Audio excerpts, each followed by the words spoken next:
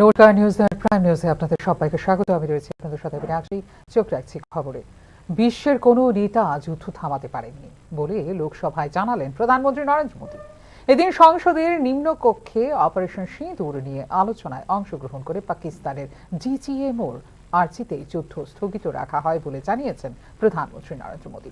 তবে যুদ্ধ চলাকালীন সময়ে মার্কিন যুক্তরাষ্ট্রের উপরাষ্ট্রপতির সঙ্গে ফোনে বার্তালাপ হয় বলে জানিয়েছেন প্রধানমন্ত্রী নরেন্দ্র মোদী। फोन करके डीजीएमओ के सामने फोन करके गुहार लगाई, बस करो, बहुत मारा, अब ज्यादा मार झेलने की ताकत नहीं है, प्लीज हमला रोक दो। दुनिया के किसी भी नेता ने भारत के ऑपरेशन रोकने के लिए नहीं कहा।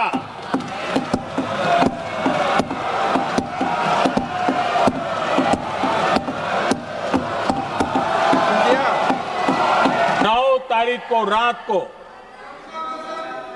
अमेरिका के उपराष्ट्रपति जी ने मुझसे बात करने का प्रयास किया। वो घंटे भर कोशिश कर रहे थे, लेकिन मेरी सेना के साथ मीटिंग चल रही थी, तो मैंने उनका फोन उठा नहीं पाया। बाद में मैंने उनको कॉल बैक किया। मैंने कहा कि आपका फोन था, 3-4 बार आपका फोन आ गया, क्या है? तो अमेरिका के उपराष्ट्रपति जी ने मुझे फोन पे बताया कि पाकिस्तान बहुत बड़ा हमला करने वाला है, ये उन्होंने मुझे बताया। मेरा जो जवाब था, जिनको समझ नहीं आता है उनको तो नहीं आएगा,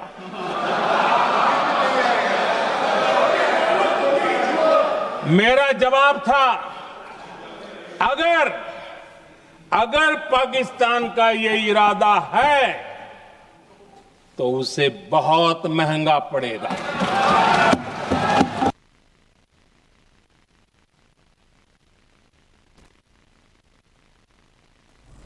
অপারেশন সিঁদুর নিয়ে লোকসভায় আলোচনায় অংশ নিলেন কেন্দ্রীয় স্বরাষ্ট্রমন্ত্রী অমিত শাহ।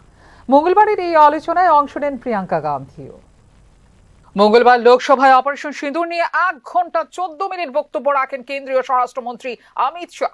বক্তৃতার শুরুতেই পহেলগাঁও হামলা সন্ত্রাসীদের নিকেশের কথা জানান কেন্দ্রীয় স্বরাষ্ট্রমন্ত্রী। বৈশনান উপত্যকায় 26 জন পর্যটককে হত্যাকারী সন্ত্রাসীরা অপারেশন মহাদেবে নিহত হয় 28 জুলাই। নিহত এই সন্ত্রাসীদের নাম সুলেমান, আফগান এবং জিবরান। এই 3 সন্ত্রাসী পহেলগাঁও হামলায় জড়িত ছিল, যার প্রমাণ দেওয়া হয়েছে সংসদে। সন্ত্রাসীদের সাহায্যকারী 2 অভিযুক্তকেও গ্রেপ্তার করা হয়েছে বলে দিন জানিয়েছেন স্বরাষ্ট্রমন্ত্রী অমিত শাহ। 22 जुलाई को हमें सफलता मिली, सेंसर्स के माध्यम से आतंकवादी होने की पुष्टि मिल गई। तब 4 पैरा जो हमारी सेना का एक हिस्सा है, उसकी नेतृत्व में 4 पैरा के जवान, सीआरपीएफ के जवान और जम्मू कश्मीर पुलिस के जवान मान्यवर एक साथ ये आतंकवादियों को घेरने का काम किया। सेना, सीआरपीएफ, जम्मू कश्मीर पुलिस की मीटिंग भी की गई। जो 5 ह्यूमन एसेट्स थे उनको भी वहां बेचा गया, और कुल मिलाकर कल जो ऑपरेशन हुआ, इसमें हमारे निर्दोष नागरिकों को मारने वाले 3 आतंकी मौत के घाट उतार दिए। मान्यवर, 3 के नाम मैंने बताए हैं। सुलेमान उर्फे फैजल जट, अफगान और जिब्रान। मान्यवर, वो तो एक आशंका थी कि यही लोगों ने घटना की, मगर मैं बाद में एनआईए की जांच पर आता हूं। एनआईए ने पहले से ही इनको, जिन्होंने आसरा लिया था, वो लोगों को गिरफ्तार कर रखा था। उनको खाना पहुंचाने वाले लोगों को अपने कब्जे में रखा था। तो जब आतंकवादियों के शव श्रीनगर आए, इनसे पहचान कराई गई। 4 लोगों ने पहचान लिया, यही 3 लोग थे जिन्होंने पहलगांव में आतंकी घटना को নিজের বক্তব্যে নেহেরু, ইন্দিরা, সন্ত্রাসবাদ, সোনিয়া, চিদাম্বরম, অটলজি, মনমোহন সিং, চীন, কাশ্মীর ৩৭০ ধারা বিষয়ে উল্লেখ করেন অমিত শাহ। কিন্তু আমেরিকা যুদ্ধবিরতি এবং ট্রাম্প সম্পর্কে কোনো মন্তব্য করেননি তিনি। অপারেশন সিঁদুর থেকে অপারেশন মহাদেব কিভাবে পরিচালিত হয়েছিল সে সম্পর্কে বিস্তারিত তথ্য দেন কেন্দ্রীয় স্বরাষ্ট্রমন্ত্রী। সিমলায় চুক্তি হয়েছিল, কিন্তু কংগ্রেস পিওকে চাইতে ভুলে গেছে বলে এদিন অভিযোগ করেন কেন্দ্রীয় স্বরাষ্ট্রমন্ত্রী। ৩৭০ ধারা বাতিলের মাধ্যমে সন্ত্রাসীদের মহামান্বিত করার অবসানও হয়েছে বলে এদিন লোকসভায় দাবি করেন কেন্দ্রীয় স্বরাষ্ট্রমন্ত্রী অমিত শাহ। এদিকে পহেলগাঁও হামলায় ২৬টি পরিবার ধ্বংস হয়ে গেছে, তাদের মধ্যে ২৫ জন ভারতীয় বলে এদিন লোকসভায় উল্লেখ করেন কংগ্রেস সাংসদ প্রিয়াঙ্কা গান্ধী। এতে হট্টগোল সৃষ্টি করেন ট্রেজারি বেঞ্চের সদস্যরা। आज गृह मंत्री जी ने इस बात पर उल्लेख किया। उन्होंने कहा, उनके शब्दों में उन्होंने कहा कि पाकिस्तान के पास शरण में आने के बजाय कोई चारा ही नहीं था। आपने शरण दिया क्यों? वो आते हैं आपके देश के अंदर, लोगों को मार डालते हैं और आप उनको शरण दे रहे हैं। क्यों दिया शरण? इसका जवाब क्यों नहीं दिया एक भी भाषण में? जैसे ये बात उठी, शरण की बात की हमारे गृह मंत्री जी ने, इतिहास में चले गए। नेहरू ने क्या किया, इंदिरा गांधी ने क्या किया, यहां तक कि मेरी मां के आंसुओं तक चले गए। लेकिन इस सवाल का जवाब नहीं दिया कि ये सीज फायर हुआ क्यों, ये जंग रुका क्यों, और तब क्यों रुका जब दुश्मन के पास कोई चारा नहीं था हमारे श्रेय में आने के बजाय। क्यों रुका ये जंग, इसका जवाब नहीं दिया। सिक्योरिटी क्यों नहीं थी वहां पे एक सैनिक क्यों नहीं दिखा? क्या सरकार को मालूम नहीं था कि यहां रोज 1000 से 1500 पर्यटक जाते हैं? क्या सरकार को मालूम नहीं था कि यहाँ के पहुंचने के लिए जंगल के रास्ते से जाना पड़ता है? अगर कुछ हो जाएगा तो लोग वहां से निकल नहीं पाएंगे।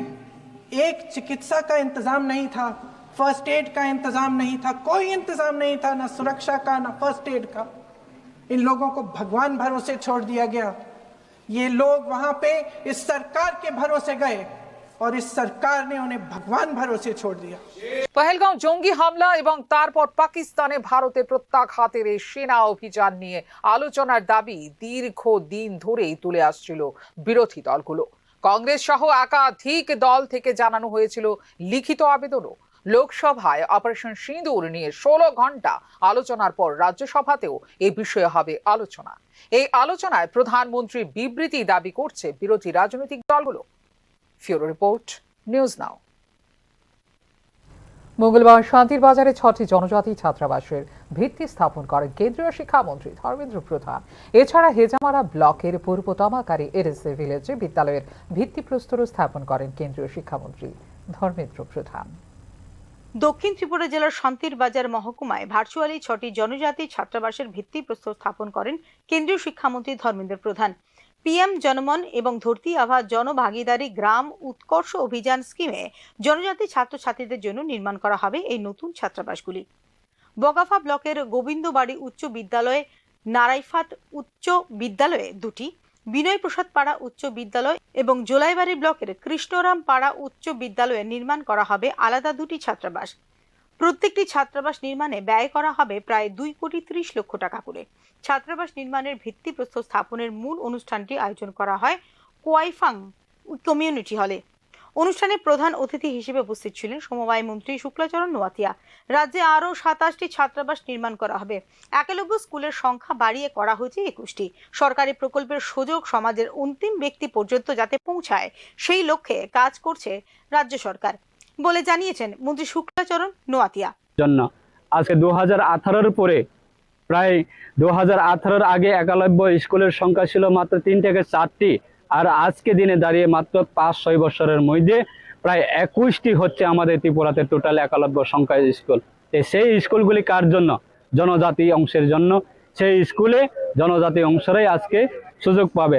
তার সঙ্গে বিভিন্ন এলাকাতে ট্রাইবেল ওয়েলফেয়ার ডিপার্টমেন্টের মাধ্যমে এবং পিএম জন্মন প্রকল্পের মাধ্যমে, দাসগুয়া প্রকল্পের মাধ্যমে, একলব্য বা প্রধানমন্ত্রী বিভিন্ন প্রকল্প, সেটাও গ্রামীণ এলাকায় হোস্টেলের সংখ্যা অনেক বেড়ে গেছে, যাতে গ্রামীণ এলাকায় ছেলেমেয়েরা পড়াশোনা করার ক্ষেত্রে যাতে হোস্টেলে থাকে, যাতে পড়াশোনা করার স্কোপগুলি যাতে গ্রামীণ এলাকায় ছাত্রছাত্রীরা যাতে এই সুযোগটা যাতে।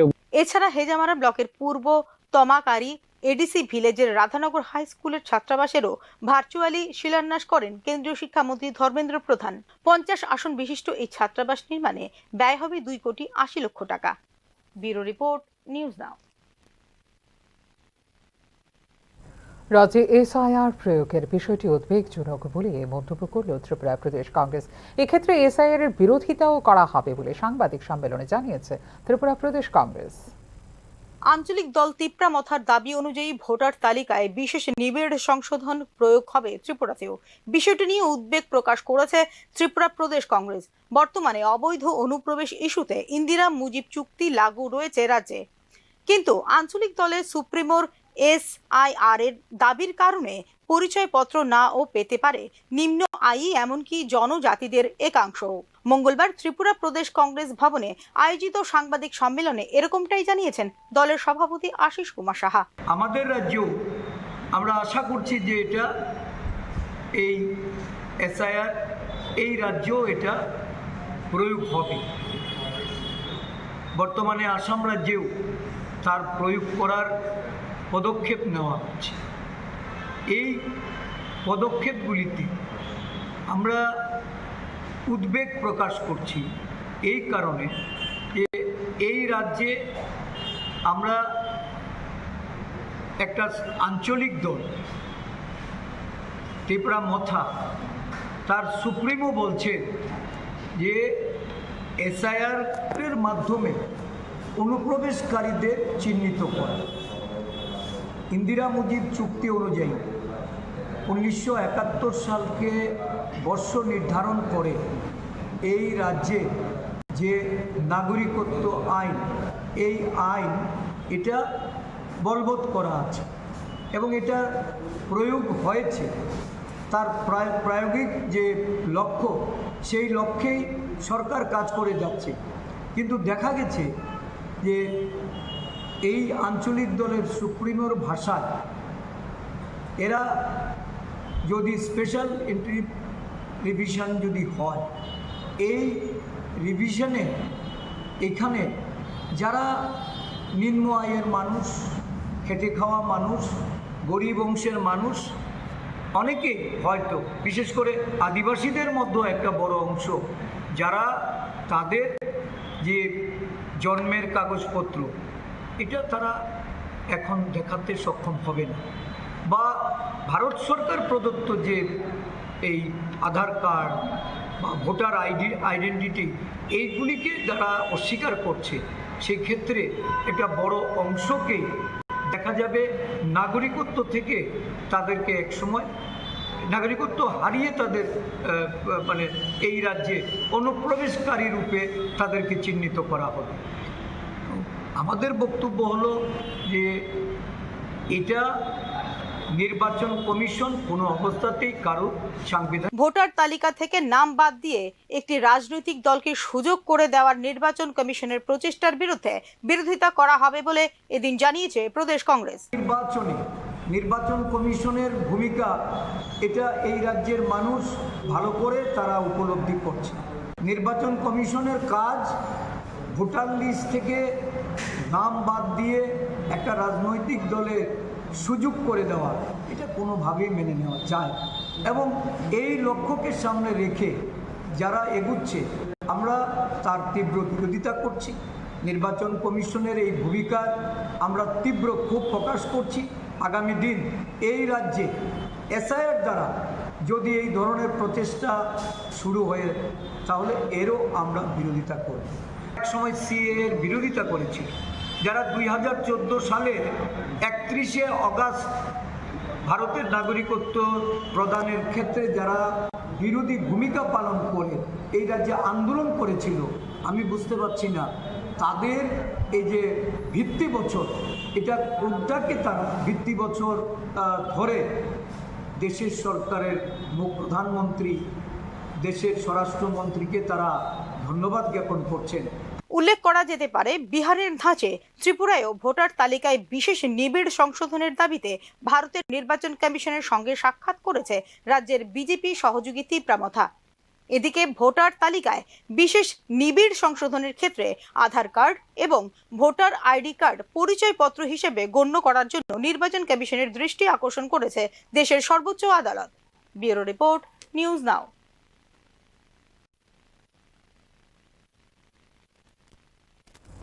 শব্দ হলো সার্থক। স্বাধীনতার ৭৮ বছর পর রেলপথে গোটা দেশের সঙ্গে যুক্ত হলো মিজোরাম।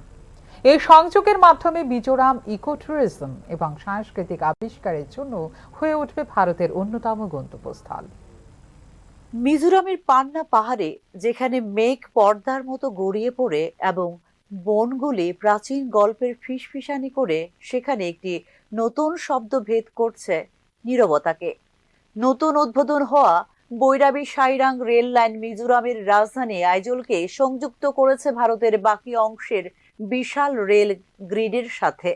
স্বাধীনতার ৭৮ বছর পর দেশের বাকি অংশের সঙ্গে রেলপথে যুক্ত হলো মিজোরামের রাজধানী আইজল।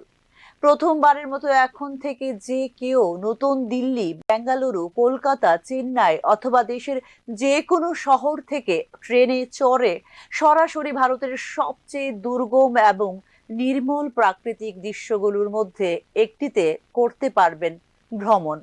এই সংযোগের মাধ্যমে মিজোরাম ইকো ট্যুরিজম এবং সাংস্কৃতিক আবিষ্কারের জন্য হয়ে উঠবে ভারতের অন্যতম গন্তব্য।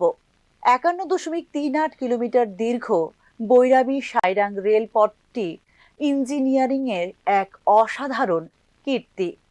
শঙ্খু ভরা বনের মধ্য দিয়ে ঘুরে বেড়ানো, জলাভূমির পাহাড়ের চূড়া পেরিয়ে এবং খাড়া পাহাড় কেটে তৈরি হওয়া এই রেল ট্র্যাক প্রদান করে বিশ্বের যে কোনো স্থানের মতোই দর্শনীয় ভ্রমণের অভিজ্ঞতা। এই রুটে ৪৮টি টানেল এবং সেতু রয়েছে ১৪২টি।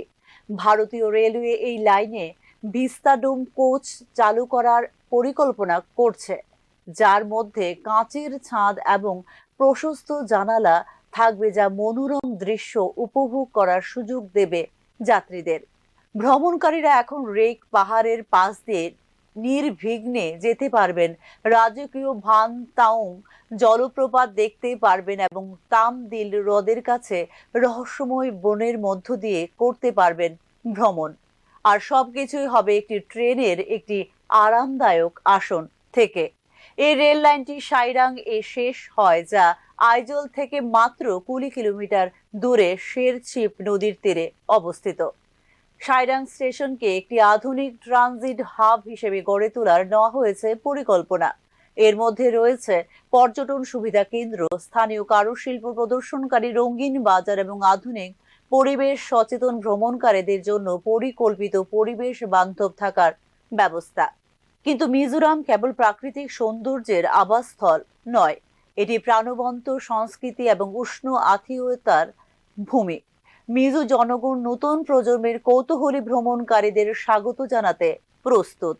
মিজোরামকে ভারত, মায়ানমার, দক্ষিণ পূর্ব এশিয়া করিডোরের একটি গুরুত্বপূর্ণ সংযোগস্থলে পরিণত করাই হলো এই রেল ট্র্যাক স্থাপনের অন্যতম উদ্দেশ্য। এটি কেবল আন্তঃসীমান্ত পর্যটনই নয়, বরং ইন্দো প্রশান্ত মহাসাগরীয় অঞ্চলে সহজতর করবে সাংস্কৃতিক বিনিময় এবং অর্থনৈতিক সংযোগ। ব্যুরো রিপোর্ট, নিউজ নাও। ভিলেজ কমিটির সীমানা পুনর্বিন্যাসে ত্রিপুরা উপজাতি স্বশাসিত জেলা পরিষদের প্রস্তাব খারিজ করে দিল রাজ্য সরকার। তবে এ বিষয়ে লিখিত দেয়নি রাজ্য সরকার বলে নিউজ নাওকে জানালেন উপজাতি স্বশাসিত জেলা পরিষদের সিএম পূর্ণচন্দ্র জমাতিয়া। ত্রিপুরা উপজাতি এলাকার স্বশাসিত পরিষদের ভিলেজ কমিটির সীমানা পুনর্বিন্যাসে এডিসির পাঠানো প্রস্তাব খারিজ করে দিয়েছে রাজ্য সরকার। এডিসির রাজনৈতিক ক্ষমতা তিপ্রামথার অধীনে যাওয়ার পরে ভিলেজ কমিটিগুলির সীমানা পুনর্বিন্যাসের কাজ শুরু করে এডিসি প্রশাসন। 587টি ভিলেজ কমিটি রয়েছে এডিসিতে। সেগুলো সীমানা পুনর্বিন্যাস করে ভিলেজ কমিটির সংখ্যা 717তে নিয়ে দাঁড় করায় মথা পরিচালিত এডিসি প্রশাসন। নিজেদের মতো করে এই সীমানা পুনর্বিন্যাসের প্রস্তাবও উপজাতি কল্যাণ দপ্তরে পাঠিয়ে দেয় ত্রিপুরা উপজাতি স্বশাসিত জেলা পরিষদ। উপজাতি কল্যাণ দপ্তর থেকে এডিসি প্রশাসনের সেই প্রস্তাব পাঠানো হয় আইন দপ্তরে।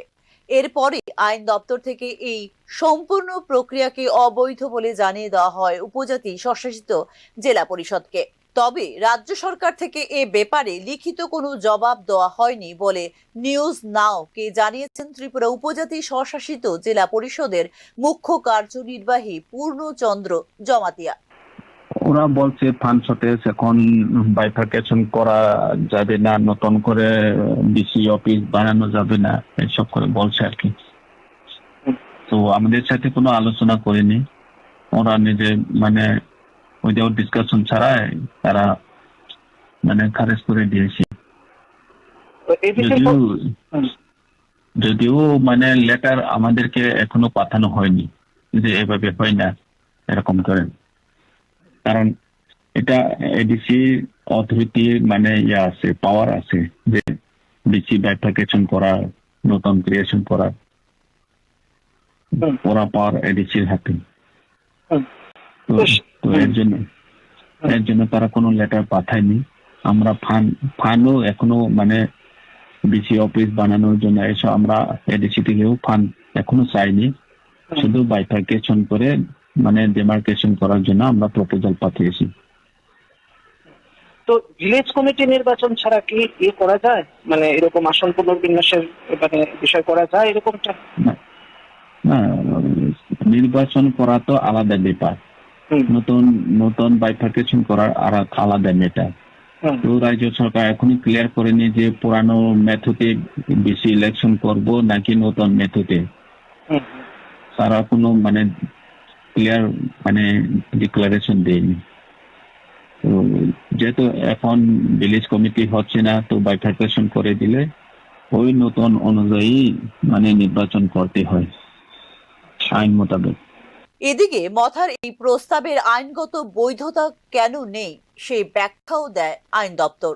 সীমানা পুনর্বিন্যাস করতে গেলে ভিলেজ কমিটির অনুমোদন প্রয়োজন, আর কার্যত সেখানে খারিজ হয়ে যায় মথার ভিলেজ কমিটি এলাকার সীমানা পুনর্বিন্যাসের প্রস্তাব।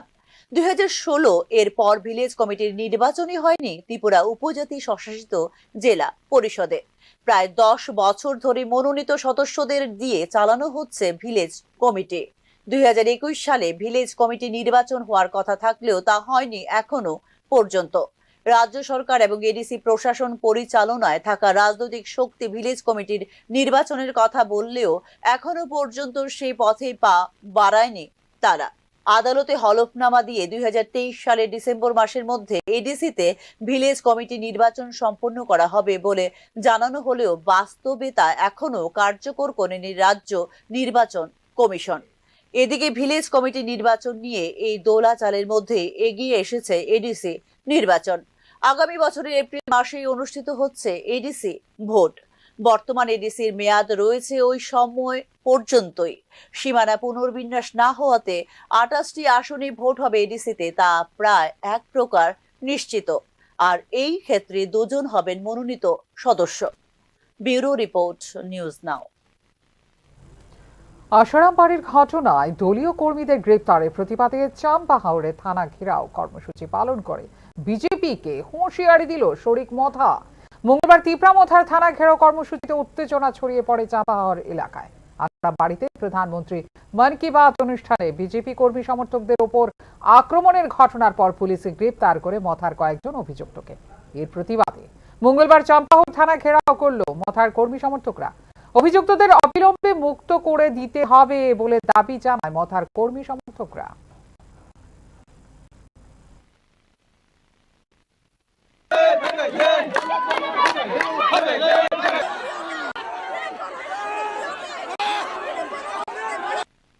যদি সার জেলে হবে রিমান্ড হবে তিনিও যদি ফিরত যান কাকাই জঙ্গ খাইমান চিনি দল নিয়ে সব থেকে চল না হয়েছে उनका जो थाना में खुद चुंबक खोगे मरो चुंबक में जे आइनो मानवनो चुंतिने पुलिस रोग निबेसिनो आइनो माने थोन पुलिस रोग में जत किछु खाइतेन नै पुलिस रोग नि खानी न छिने आइन या परितन वचन ओ बेरगेट न सबै छिन कोस्टल गया ताबु पछन जदि दागी खाइ ओ थाना नि गेट न कोस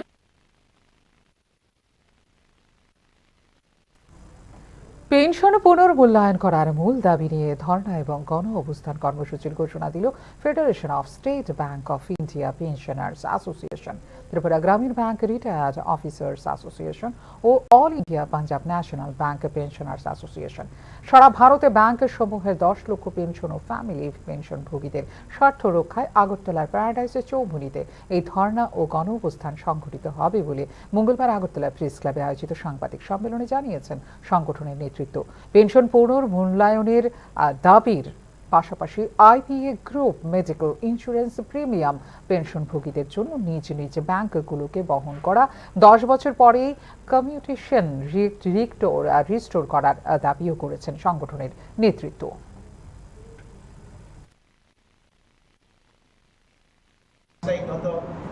অনেকটা আমরা চিন্তা ভাবনা করছি করবো কি করবো না, কিন্তু আমাদের প্রোগ্রাম চলতে থাকবে, আমাদের কর্মসূচি আমাদের বিক্ষোভ কর্মসূচির আপনাদের চলতে থাকবে। সেটা আরম্ভ হবে সকাল 9টা 10টার থেকে আরম্ভ হবে, মূলত 9টা থেকে আমরা উপস্থিত থাকবো, 2টা পর্যন্ত চলতে থাকবে। এবং আমরা চাই যে এই যে 20 বছর যে আমাদের যে পেনশন রিভিশন করা হয় সেই দাবি আজকে 10 লক্ষ পেনশনার্স এবং ফ্যামিলি মেম্বার্সের এই দাবি যে আমাদের শিক্ষা ছাড়া কোনো জাতি বা সম্প্রদায়ের অগ্রগতি সম্ভব নয়। ছেলে মেয়েদের সুশিক্ষায় শিক্ষিত করে তুললেই ভবিষ্যৎ প্রজন্মের মজবুত ভিত গড়ে তোলা সম্ভব। মঙ্গলবার মুঙ্গিয়াকামী 8টি ব্লকের অন্তর্গত জেবি স্কুলের ভিত্তিপ্রস্তর স্থাপন করতে এসে এমনই বক্তব্য রাখেন রাজ্যের জনজাতি কল্যাণ দপ্তরের মন্ত্রী বিকাশ দেববর্মা। প্রধানমন্ত্রী জনজাতি আদিবাসী ন্যায় মহা অভিযানকে কেন্দ্র করে এই উদ্যোগ। নির্মিত হবে 50 আসন বিশিষ্ট ছাত্র এবং ছাত্রী নিবাস। রাজ্যের বিভিন্ন অঞ্চলের আদিবাসীদের মধ্যে শিক্ষাকে সম্প্রসারিত করার জন্যই রাজ্য সরকারের এই উদ্যোগ বলে জানান মন্ত্রী বিকাশ দেববর্মা। অনুষ্ঠানে উপস্থিত ছিলেন মহকুমা শাসক পরিমল মজুমদার সহ অন্যান্যরা।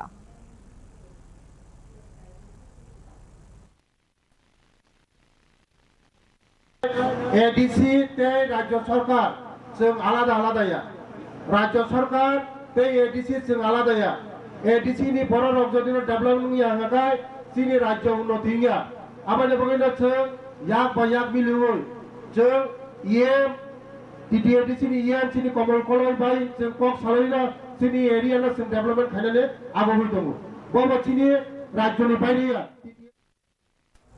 এখনকার মতো এই মুহূর্তে সংবাদ এই পর্যন্ত। অন্যান্য আপডেটস দেখার জন্য অবশ্যই নজর রাখতে হবে নিউজ নেওয়ার পর্দায়। নমস্কার, শুভরাত্রি।